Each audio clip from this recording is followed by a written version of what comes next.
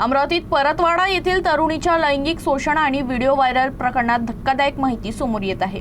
आरोपी अयान याच्याशी संबंधित फ्लॅटचा गैरवापर होत असल्याचं उघड झालं असून या प्रकरणात आणखी काही जणांचा सहभाग असल्याची शक्यता व्यक्त केली जात आहे।